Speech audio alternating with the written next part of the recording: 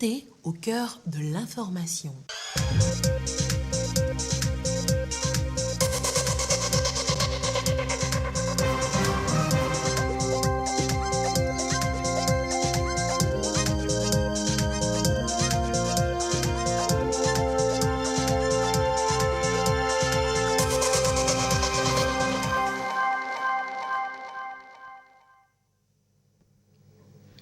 Merci de nous rejoindre pour le journal, mesdames, messieurs, bonsoir. Dans ce journal, le point sur cette séance de travail entre le chef du gouvernement et une délégation du Fonds monétaire international FMI. Les échanges ont porté sur les orientations du gouvernement pour une meilleure intervention du FMI dans le pays. Des précisions à suivre en début d'édition. Partir, tout laisser, braver l'océan, affronter le désert, voulez-vous tenter l'aventure? Eh bien, ce témoignage est pour vous dans ce journal, l'histoire d'un rescapé. Après quelques mois en Libye, Fofo l'a compris, son pays reste son Eldorado. À suivre dans ce journal. Et puis, Lomé, capitale de la mode africaine et du monde, Togo comme Fimo 228 célèbre ses 10 ans cette année. Un défilé de mode riche en couleurs a marqué l'événement ce samedi à l'hôtel Onomo à Lomé, à suivre en fin d'édition.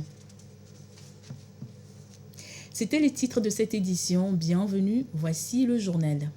Les prochaines interventions du Fonds monétaire international FMI au Togo, le sujet a été abordé par Madame le Premier ministre Victoire Toméga-Dogbe et une délégation de cette institution. Il est question de recueillir les orientations du gouvernement afin de les adapter à ces interventions. Arnold Kilio.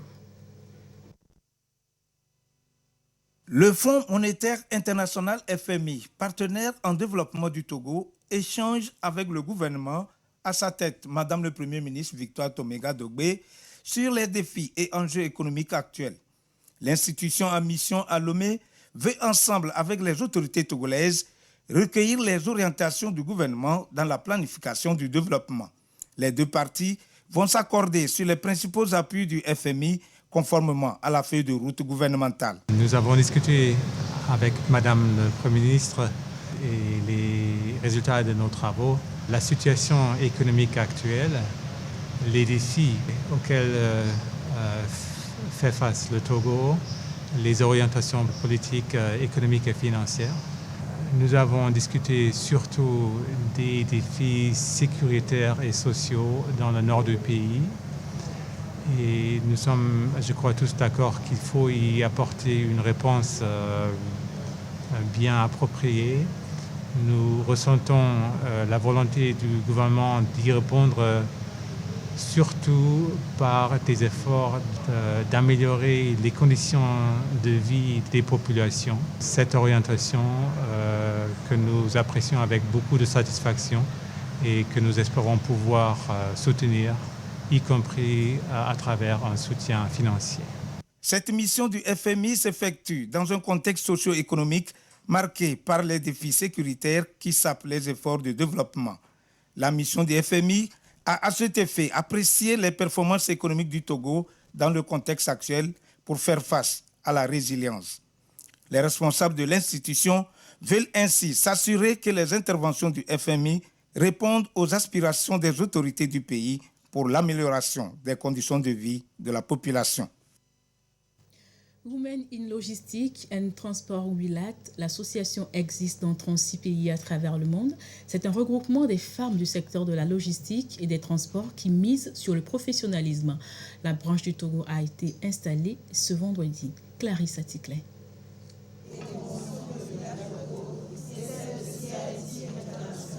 Les femmes du secteur de la logistique et des transports du Togo font ainsi leur entrée dans la grande famille de l'association WILAT, Women in Logistics and Transport. Dans ses objectifs et ses missions, WILAT accorde une part belle au professionnalisme, au mentorat, le leadership, l'entrepreneuriat, la responsabilité sociale des entreprises.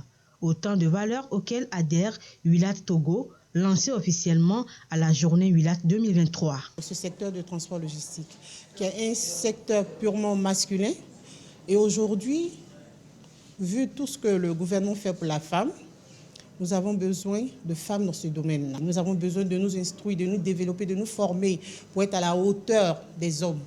Bien vrai que nous faisons toujours la parité femmes et hommes, Nous devons renforcer nos capacités pour pouvoir faire face aux challenges, aux défis que nous rencontrons. Et ramener aussi la jeunesse féminine à vraiment s'orienter dans ce secteur d'activité qui fait de nous un hub logistique dans la sous-région. L'industrie de la logistique et des transports est transversale avec un foisonnement de main-d'œuvre, mais les femmes y ont souvent occupé les emplois peu qualifiés. Une tendance que veut renverser l'association WILAT. La branche Togo a déjà l'appui du gouvernement à travers le ministère de l'économie maritime, de la pêche et de la protection côtière. Cette initiative répond à la volonté du gouvernement à renforcer la gouvernance des politiques d'égalité en créant des conditions d'un égal accès aux métiers et aux responsabilités professionnelles entre les hommes et les femmes. Ainsi, je voudrais féliciter et encourager les femmes courageuses qui ont pris l'initiative de créer cette association, vecteur de la promotion et du renforcement de la capacité des femmes dans le transport et la logistique dans le monde et plus précisément dans notre pays, le Togo. Vous pouvez compter sur l'appui du gouvernement, sur le renforcement de la politique inclusive et la parité entre hommes et femmes dans les instances dirigeantes. WILAT est un réseau fort de plus de 36 000 professionnels du transport et de la logistique. L'association est présente dans 36 pays à travers le monde. Le Togo est le deuxième pays francophone à l'abriter après la Côte d'Ivoire. Et c'est l'une des maladies auxquelles sont exposées les femmes, le cancer du col de l'utérus. Vous le verrez, une jeune femme quadragénaire a échappé à cette tumeur. Comment a-t-elle réussi? Peut-on éviter ou guérir le cancer du col de l'utérus? Immaculée Baoui Abalo, Carmen Madi Akapo. Cette dame a voulu taire son identité. Depuis plus d'1 an, elle ressent des douleurs dans son utérus, surtout après chaque rapport sexuel. Après plusieurs visites chez sa sage-femme, qu'il a ensuite recommandé à un gynécologue, les analyses ont révélé des lésions précancéreuses. Des traitements intenses se sont succédés. Et la consultation d'aujourd'hui annonce une bonne nouvelle. Le docteur, lui, m'a demandé les analyses à faire. Et il m'a dit qu'il y a des lésions cancéreuses là-bas. Il doit se faire traiter. Et après, quand j'ai fait le traitement là, j'ai refait le contrôle et ils m'ont dit que c'est fini. Les douleurs lors des rapports sexuels, les saignements vaginaux anormaux, les pertes vaginales anormales signalent des lésions précancéreuses. Quand le mal est vite diagnostiqué, la patiente peut être sauvée de cancer du col de l'utérus. Les lésions précancéreuses vont évoluer à bas bruit, c'est-à-dire qu'elles ne s'expriment par aucun signe. C'est pour ça qu'il faut faire le dépistage. Les lésions précancéreuses donc, sont des anomalies qu'on va retrouver au niveau du col de l'utérus et qui, sans aucun traitement, vont évoluer vers un cancer du col de l'utérus. Il faut donc, pour prévenir le cancer du col de l'utérus, reconnaître à temps ces lésions précancéreuses et les traiter. Ces lésions vont se reconnaître grâce au dépistage que l'on propose aux femmes. Et ce dépistage-là se base sur la réalisation d'un frottis cervico-utérin. Ce frottis cervico-utérin est recommandé aux femmes à partir du moment où elles sont sexuellement actives. Ce frottis, il permet donc de faire des prélèvements des cellules au niveau du col, de les analyser dans un laboratoire pour déterminer leur nature réelle. Et donc, lorsque on vous répond que vous avez des anomalies au niveau du frottis, vous pouvez faire des examens, proposer des examens plus poussés à la femme, notamment la colposcopie, avec une biopsie sur le col qui va donc déterminer davantage la nature des cellules qui sont au niveau du col. Le traitement demande beaucoup de patience et surtout du courage. Lorsque vous réalisez un examen colposcopique du col, vous examinez le col avec un équipement qui permet de voir le col avec un fort grossissement. Et vous vous basez sur un certain nombre de critères pour pouvoir analyser ce col et dire ce col il est normal ou ce col il est pathologique. Et vous pouvez également utiliser des colorants sur le col et poursuivre votre examen. Et ces colorants-là, selon la manière dont le col réagit à ces colorants, vous êtes en même de dire que ce col il est normal ou non. Il est donc possible de prévenir le cancer du col de l'utérus, mais il faut surtout se lever tôt. Et c'est à travers la réalisation d'un frottis cervico-utérin une fois au moins tous les 2 ans. Et l'autre défi à relever par la gente féminine est l'indépendance financière. Et pour y arriver, il faut travailler. André l'a si bien compris. Après plusieurs tentatives de recherche d'emploi, elle a suivi une formation en gestion des projets et s'est spécialisée dans le domaine des cosmétiques. Elle est aujourd'hui son propre chef d'entreprise. Marie-Reine Abeta, Marie-Ange Bida. Après sa licence en management des projets en 2017 et face à de nombreuses tentatives infructueuses de recherche d'emploi, André décide d'être son propre chef d'entreprise. Elle suit une formation de 2 ans en gestion des projets cosmétiques. Formation qui fait d'elle directrice de sa propre entreprise, Andy Cosmétiques. Au départ, c'était une passion, mais il fallait quand même avancer dans les études et tout. Donc, c'est après les études que j'ai décidé de me lancer dans ce domaine-là. La recherche d'emploi et tout ça, j'ai décidé de me concentrer sur ce que je sais faire, sur ce que j'aime faire le mieux, qui est la cosmétique, l'esthétique, tout ce qu'il faut pour rendre belle la femme. C'est important de se faire former, d'avoir les outils nécessaires pour se lancer dans quelque chose. André fabrique elle-même ses produits cosmétiques à base d'ingrédients naturels. Pour préparer ce savon, nous avons eu besoin de l'huile de coco, de l'eau et de la soude. Les chefs-d'œuvre de la jeune dame entrepreneur ont séduit beaucoup. Ses clients constituent pour elle un soutien de taille. L'idée entrepreneuriale de Andy, je trouve que c'est une bonne idée. J'ai choisi Andy parce que ses produits sont des produits de bonne qualité. Ce ne sont pas des produits agressifs. Et c'est un bon choix qu'elle a fait. Finir ses études et être en quête du travail, déjà, c'est une tête. Bon, des fois, tu vas passer tout ton temps à chercher du travail. Le mieux, c'est de se lancer dans l'entrepreneuriat. Puis tout d'abord, des fois, les gens ont des passions. Tu vas finalement développer tes talents. Les difficultés liées au montage d'une entreprise n'ont pas empêché André d'atteindre son objectif, s'auto-employer dans l'entrepreneuriat. La jeune entrepreneur ne veut pas tout attendre de l'État. L'État ne peut pas nous satisfaire tous. Il n'y a pas de place pour tout le monde.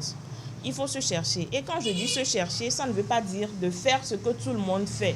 Il faut voir ce que toi-même tu sais faire, ce que toi-même tu as envie de faire. Parce qu'il ne sert à rien d'entreprendre et ne pas aimer ce que vous faites. Avoir un coup de pouce pour étendre ses services sur toute l'étendue du territoire national et international, c'est la prière quotidienne d'André. Andy Cosmétiques s'est faite toute seule, avec ses propres moyens, avec ses économies minimes qu'elles soient. Mais on a commencé. Et on attend vivement l'aide des personnes de bonne volonté qui veulent bien soutenir des jeunes dames dans l'entrepreneuriat afin d'expandre nos boutiques sur l'étendue du territoire, pourquoi pas à l'extérieur. Progressivement, la culture d'entreprise gagne du terrain au sein de la jeunesse togolaise qui a compris aujourd'hui qu'il faut commencer avant d'être soutenu par de bonnes volontés. Le chômage ou les recherches vaines d'emploi ne touchent pas que les femmes. Avide d'un avenir promoteur, Fofo, encore étudiant, pensait que seul l'Occident pouvait lui offrir un lendemain meilleur. Il a tout quitté pour découvrir en guise d'Eldorado un désert. Il nous raconte son histoire, l'histoire d'un rescapé. Chaque fois qu'il a besoin de se ressourcer, Fofo se retire à la plage. Marcher dans le sable, le regard perdu dans l'océan. Il se rappelle de ce mois de juin 2003. Dans un espoir incertain, il avait décidé du jour au lendemain de tout quitter pour l'Occident, son Eldorado. Un voyage extrêmement risqué vers l'inconnu, mais il était prêt à tout braver. Après mon bac, j'étais pompiste et je vois comment les tracasseries. Je me suis dit, ok, je vais m'aventurer pour continuer mes études à l'étranger. J'ai un grand frère en Libye. Donc il me dit, avec 150 000 comme ça, je peux m'aventurer. Je peux trouver même jusqu'à 1 million par mois. Ils arrivèrent au Niger au bout de la nuit pour découvrir en guise d'Eldorado un désert. Fofo s'est rendu à l'évidence. Il a quitté l'Eldorado pour devenir esclave dans un pays étranger. Sa famille était sans nouvelles. Les gens dans la voiture sont munis des couteaux. La façon dont on a traversé le désert jusqu'à arriver en Libye, ça m'a d'ailleurs découragé. J'ai arrêté l'idée de traverser la mer. On avait eu peur. On était en attente à ce qu'il fasse signe, mais il avait fait signe, si je me rappelle bien, en 6 mois. Oui, parce qu'il n'y avait pas ces histoires de téléphone, WhatsApp. Il l'a finalement compris. Le mieux était de rentrer et retrouver son pays et sa famille. L'esclavage a duré 6 mois. Fofo a beaucoup appris et vit aujourd'hui de ce métier. Le métier d'esclave, je l'ai appris en Libye. On était les premiers à faire le travail là, ici. Donc aujourd'hui, quand même, il y a beaucoup de gens qui le font. Mais en tout cas, il y a la particularité. Fofo s'est engagé à mener une guerre sans merci contre l'immigration clandestine. Une fois par mois, il échange avec des jeunes désireux de tenter l'aventure. C'est sur invitation de l'Association pour la solidarité universelle et le développement HUID. L'ONG lutte entre autres contre ces traversées clandestines. Il y a encore quelques heures, j'ai voulu partir. Grâce à cette sensibilisation, j'ai décidé de rester au pays. Nous faisons cette lutte pour leur montrer la réalité qui est face à ce fléau. Parce que le fait de courir ce risque et de ne pas pouvoir se retrouver de l'autre bout de la rive et de rester peut-être dans les océans, ils vont perdre peut-être tout ce qu'ils ont dans leur vie, leur famille et tout. Avec tout ce que je les enseigne, voyager à travers le désert ou bien la mer, il ne peut jamais tenter ça. Aujourd'hui, Fofo fait la fierté de sa petite famille et c'est toujours avec passion qu'il raconte l'histoire de sa traversée clandestine, un fléau qui continue d'endeuiller de nombreuses familles. Depuis 2012, l'Organisation internationale pour la migration OIM appuie le gouvernement togolais pour mieux gérer les flux migratoires, assistance au retour volontaire, réintégration, lutte contre la migration irrégulière reste la vision de l'OIM. L'organisation onusienne propose des solutions alternatives à ce phénomène. Nous accompagnons les personnes désireuses à partir pour de migration professionnelle, pour offrir ça aux migrants désireux, de prendre ça comme solution alternative. Nous donnons aussi des opportunités d'emploi au niveau local, au niveau du pays notamment, en termes de création d'emplois pour les étudiants eux-mêmes ou les migrants qui veulent partir, qui peuvent créer leur propre business. L'Organisation internationale pour la migration section Togo assiste non seulement les Togolais en détresse à l'étranger, mais aussi les étrangers en situation difficile et irrégulière au Togo. Elle assure aux intéressés une migration sûre et ordonnée. Et tout comme Fofo, plusieurs jeunes Togolais ont décidé de jouer leur partition dans l'édification de la nation. Ce sont des volontaires d'engagement citoyen. Ils ont reçu des kits d'installation et 12 corps de métier sont concernés. Sylvain Abdou. Après 6 mois d'activité menée sur le terrain, ils bénéficient à la fin de la mission des kits d'installation. Ces volontaires d'engagement citoyen se sont illustrés dans l'amélioration de l'assainissement, la protection de l'environnement et la sensibilisation au sein de communautés. D'où ce matériel de travail qui est l'aboutissement de cette mission. Ils ont travaillé sur plusieurs types de missions, des missions de reboisement, des missions d'assainissement public, de création d'espaces verts, de destruction de dépotoirs anarchiques, de requalification même des espaces là qui ont été autrefois utilisés comme dépotoirs anarchiques pour pouvoir créer des espaces de vie, des espaces où des gens peuvent maintenant vivre et effectuer d'autres activités sur ces lieux. Et donc, c'est des impacts perceptibles. Donc, dans la ville, on peut dire que ici, il y avait ceci, les évêques ont travaillé, ils l'ont amélioré. Le don va toucher 167 volontaires issus de 12 corps de métier. Un don du gouvernement togolais pour aider les artisans qui n'ont pas la possibilité de s'installer afin de mieux s'insérer dans la vie socio-professionnelle. Je suis très contente de ce que le gouvernement nous a fait, nous les évêques. Et en plus, je remercie Monsieur le Président de la République pour tout ce qu'il nous a donné. J'invite tous les évêques qui arrivent présentement de faire le travail pour bénéficier de ce qu'on nous a donné. Je suis tellement très content cette soirée d'avoir reçu ce matériel du travail. Je remercie le gouvernement, Fort Ressourcement Nyatsumbe et son gouvernement, les ministres, tout. Je vous remercie d'avoir nous aidé à notre évolution. L'ambition du gouvernement à travers cette politique, c'est de les accompagner à créer leur propre emploi et créer de l'emploi pour les autres. Disposant déjà de la maîtrise de leur métier, il nous a paru utile que nous puissions apporter notre coup de pouce à ces jeunes qui ont compris sans nul doute que le meilleur moyen de trouver un emploi est de le créer soi-même. C'est ce qui justifie l'investissement du montant de plus de 257 millions de francs CFA consentis pour accompagner ces 750 artisans issus de 12 corps de métier sur le plan national. Je vous demande d'en faire bon usage. Les volontaires ont salué cet engagement du chef de l'État qui ne cesse d'accompagner les jeunes pour davantage réduire le taux de chômage et de pauvreté sous toutes ses formes.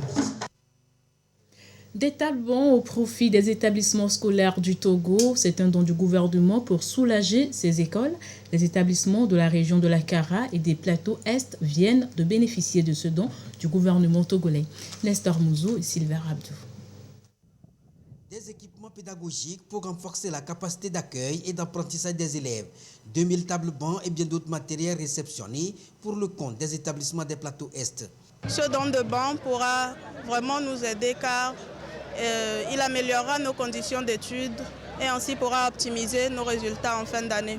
Nous remercions tout le gouvernement pour les efforts qu'il ne cesse de faire pour l'épanouissement de la jeunesse togolaise. Je suis très satisfait, je suis content de ce don. Nous allons prendre soin de ce matériel précieux qu'on met à notre disposition pour le meilleur devenir de nos enfants. L'engagement du gouvernement, c'est de faire de l'enseignement une éducation de qualité. Ceci pour former des élèves capables de soutenir le développement économique et social.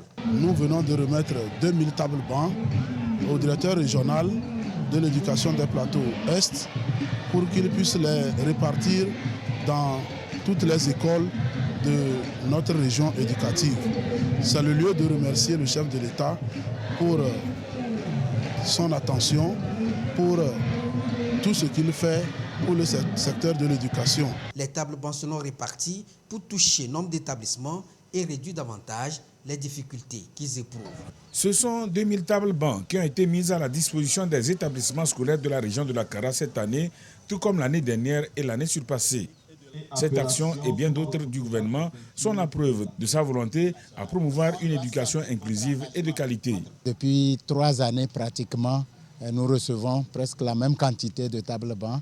À cela, nous devons ajouter également la mise à la disposition des établissements scolaires de matériel informatique, de matériel de laboratoire, des manuels scolaires qui sont en train d'arriver.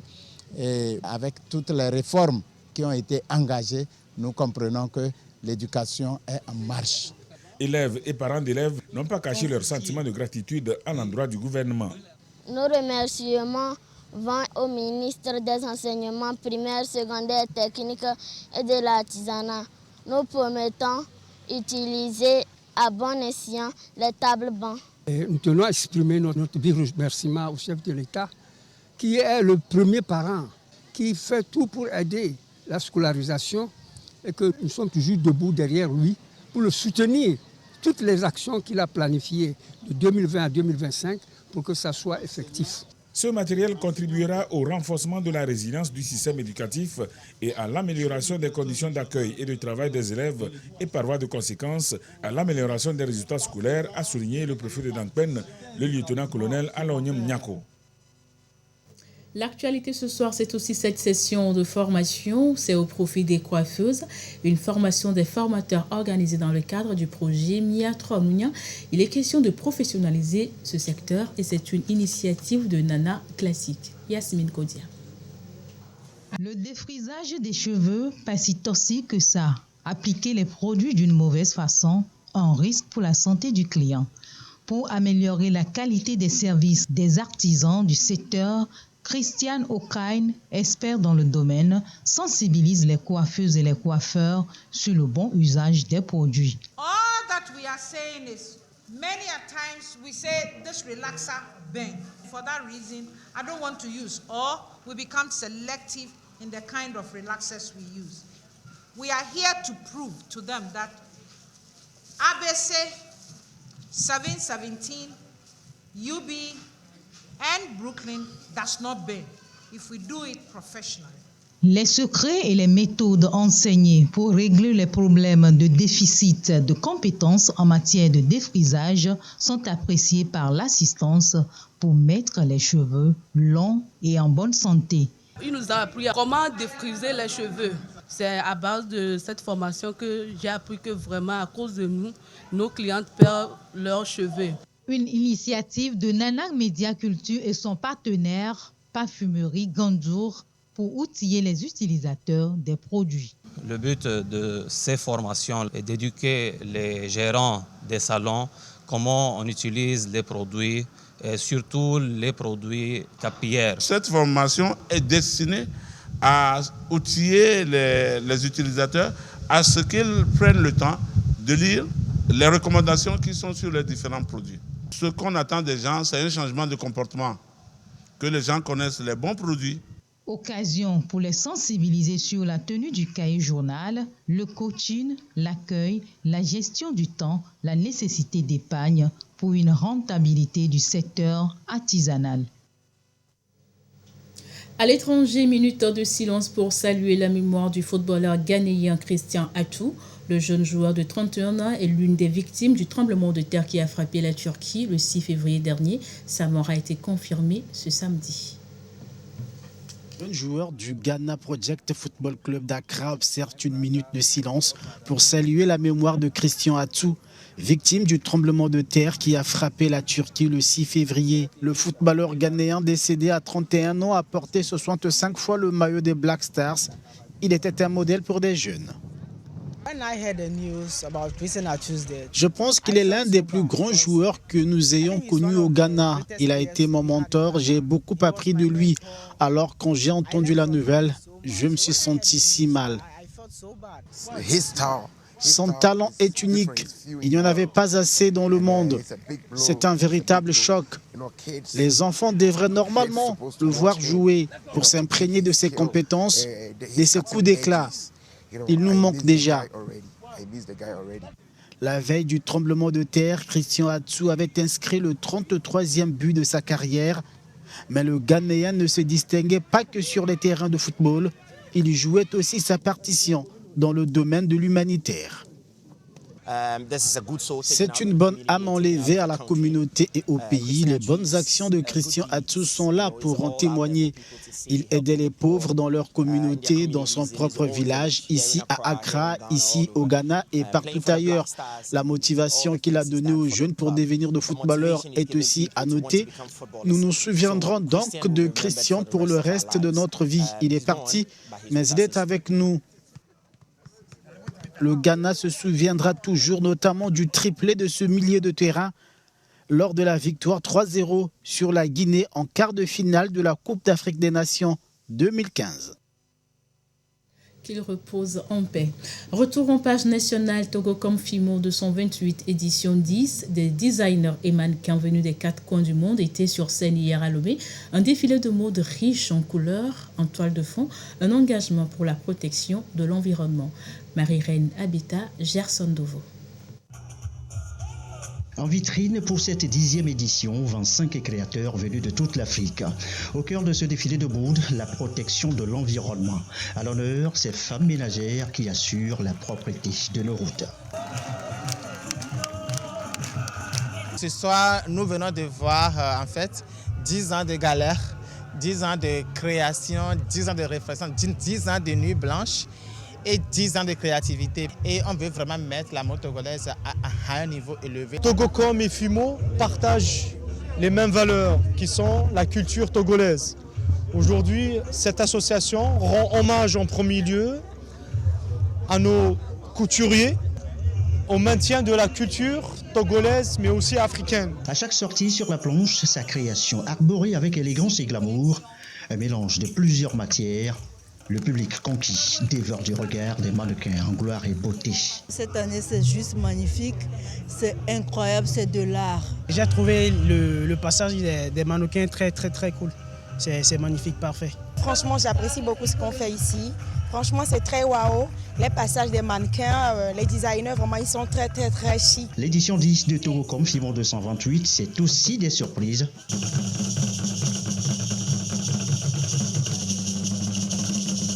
Une combinaison architecturale, des sens du pagne, la symétrie des motifs qui font ressortir la mise en commun des talents de ses créateurs. Moi, j'ai voulu faire une petite revisite des mariés du monde, on va dire. De la soie, des tissus crêpes en hommage aux femmes, aux mères. Je peux dire que le niveau surtout des créateurs togolais est très élevé. Aujourd'hui, je pense que Lomé, à travers le Togocom FIMO et à travers tous les talents, peut se positionner comme une capitale de la mode africaine aujourd'hui. Oui, super, parce qu'en même temps, je suivais sur la TVT les différentes actions. J'ai été épaté, j'ai été époustouflé. Ça, quand on parle d'un pays, on parle de toutes les entités. C'est-à-dire qu'un moment où tout le monde s'unit, se réunit pour vendre le drapeau du pays. Et donc, c'est une fierté. Je suis extraordinairement émerveillé par cette édition. Ça fait une décennie pour le FIMO, qui est devenu même le Togocom FIMO 228. Et moi, mes vœux pour Jacques Logo ce soir et pour toute l'équipe, c'est que dans 10 ans, dans 15 ans, dans 20 ans, on parle du Togocom FIMO 228 en Europe, en Océanie, en Australie. Togocom FIMO 228, un hymne à la mode africaine, la teinture en expression, satin, paillettes, strass et pagne. Une cosmétique qui laisse enthousiaste les férus de la mode. Ainsi s'achève votre journal préparé par l'ensemble de la rédaction et de la réalisation. Merci à vous de l'avoir suivi. Bonne soirée en compagnie de nos programmes. Au revoir.